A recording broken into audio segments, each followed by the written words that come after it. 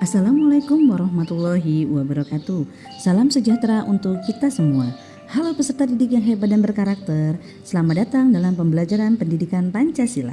Mata pelajaran yang membentuk kita menjadi warga negara yang beriman, berakhlak mulia, cinta tanah air, serta menjunjung tinggi nilai-nilai Pancasila dalam kehidupan sehari-hari.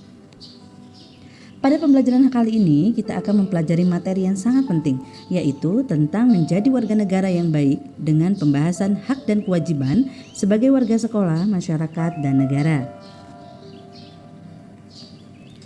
Coba kalian cermati gambar tersebut. Pernahkah kalian menemukan hal serupa di sekitar sekolah atau tempat tinggal kalian? Coba kalian analisis, adakah pelanggaran hak atau pengingkaran kewajiban yang terjadi? Jika kalian adalah seorang pemimpin, apa yang kalian lakukan untuk mengatasi permasalahan yang terdapat pada gambar tersebut?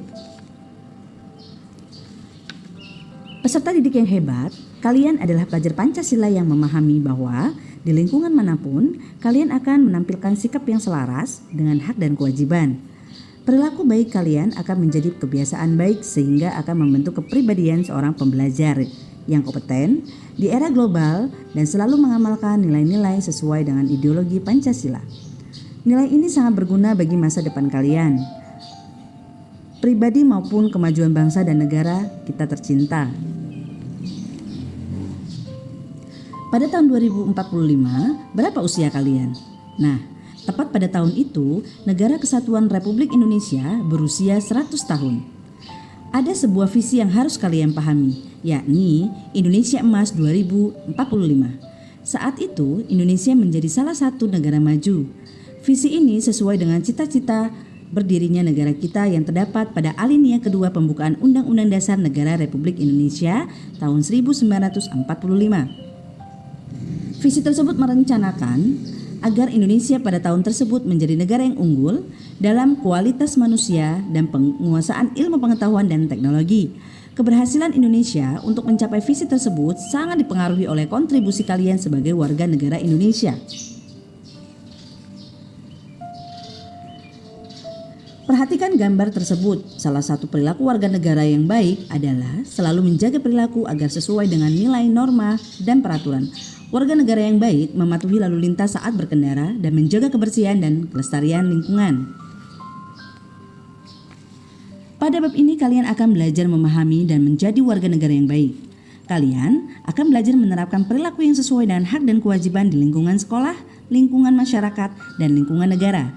Kalian akan belajar tentang posisi, tugas, dan tanggung jawab warga negara. Kalian juga akan memahami peran negara Indonesia dalam hubungan internasional, sistem pertahanan dan keamanan nasional, serta nilai-nilai Pancasila dalam pembangunan nasional. Kalian tentu ingin mengambil peran serta dalam pencapaian Indonesia Emas 2045.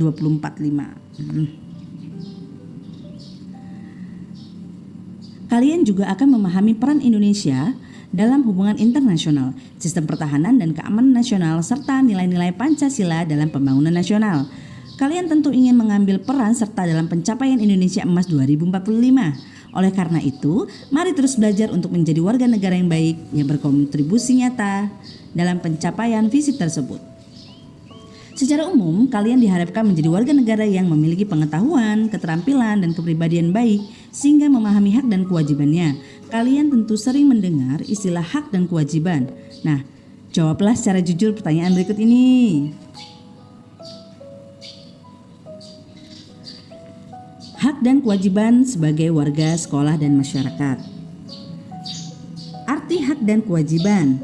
Hak adalah sesuatu yang seharusnya didapatkan, dinikmati, dan diperoleh seseorang. Kewajiban adalah sesuatu yang seharusnya dilaksanakan, dikerjakan, dan ditunaikan seseorang. Hak berkaitan dengan kewajiban. Idealnya hak akan dinikmati setelah kewajiban ditunaikan. Contohnya, seorang karyawan perusahaan berhak mendapat upah yang layak setelah ia bekerja secara profesional. Namun, dalam kondisi tertentu, terkadang hak dapat dinikmati terlebih dahulu. Contohnya, saat kalian memesan jasa aplikasi ojek online, kalian akan menikmati hak terlebih dahulu berupa layanan ojek, baru kemudian kalian harus menunaikan kewajiban untuk membayar setelah sampai di tujuan. Pada prinsipnya, hak dan kewajiban harus dilaksanakan secara seimbang. pelaksanaan terhadap kewajiban akan menimbulkan pemenuhan terhadap hak. Contohnya, seorang guru yang melaksanakan kewajiban mengajar peserta didik, maka menimbulkan terpenuhnya hak peserta didik untuk mendapatkan pengajaran. Sebaliknya, pengingkaran terhadap kewajiban akan menimbulkan pelanggaran terhadap hak.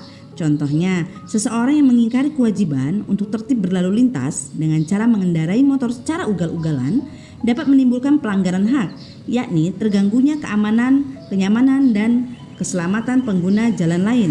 Bahkan, yang lebih fatal ialah saat tindakan tersebut menyebabkan kecelakaan yang dapat merenggut nyawa dan harta. Oleh karena itu, kalian harus menyadari bahwa kalian memiliki kewajiban yang harus ditunaikan dan dilaksanakan sekaligus. Hak yang harus dihormati orang lain, mari ciptakan keseimbangan hak dan kewajiban tersebut mulai dari diri kita sendiri. Kehidupan yang damai, tentram, dan harmonis sangat ditentukan oleh keseimbangan antara hak dan kewajiban. Semua orang harus dapat menghargai dan menghormati hak dan kewajibannya di lingkungan keluarga, sekolah, maupun masyarakat. Lingkungan sekolah dan masyarakat. Antara menjelaskan bahwa terdapat trisentra atau 3 pusat pendidikan, yaitu sekolah, keluarga, dan masyarakat. Keberhasilan pendidikan kalian sangat ditentukan oleh sinergi atau kerjasama antara ketiganya. Sekolah merupakan lembaga pendidikan tempat kalian belajar. Di sekolah, kalian belajar menjadi manusia yang berkarakter Pancasila sekaligus menguasai ilmu pengetahuan dan teknologi atau IPTEK. Kemudian, dapat memanfaatkannya untuk hidup bersama-sama. Belajar berarti berubah dan berproses. Fungsi lingkungan sekolah bagi kalian ialah mengembangkan karakter atau kepribadian kalian. Sekolah berusaha menuntun kalian mengembangkan profesi di mana di masa depan sesuai dengan bakat dan minat kalian. Sekolah mendidik kalian menjadi warga negara yang baik. Sekolah mendidik kalian untuk menjadi warga masyarakat yang baik. Sekolah juga mendidik kalian untuk menjadi anggota keluarga yang baik. Kalian adalah manusia yang merupakan makhluk sosial. Kalian mengembangkan pola interaksi atau hubungan dengan individu atau manusia lainnya di lingkungan masyarakat. Dalam berinteraksi di lingkungan masyarakat, kalian harus menjaga keseimbangan hak dan kewajiban. Masyarakat memiliki nilai dan norma yang menjadi pedoman hidup di lingkungan masyarakat, serta menjadi tempat kalian belajar, mengembangkan diri, dan menjalani kehidupan. Hak dan kewajiban peserta didik sebagai warga, sekolah, dan masyarakat. Berbagai masalah atau persoalan yang terjadi di lingkungan sekolah dan masyarakat umumnya disebabkan oleh pelanggaran hak dan atau pengingkaran kewajiban. Contohnya, masalah lingkungan hidup. Pada tahun 2018 ditemukan bangkai paus di perairan Wakatobi. Hal yang memprihatinkan ialah di dalam perut paus tersebut ditemukan berbagai macam plastik seberat 5,9 kg. Hal ini mengindikasikan lautan yang telah tercemar limbah plastik. Sebagian warga yang membuang sampah tidak pada tempatnya akan menimbulkan persoalan lingkungan. Pernahkah kalian melihat warga masyarakat yang membuang sampah plastik di selokan atau di sungai? Hal ini jelas merupakan pengingkaran kewajiban yang akan menimbulkan persoalan serius bagi lingkungan.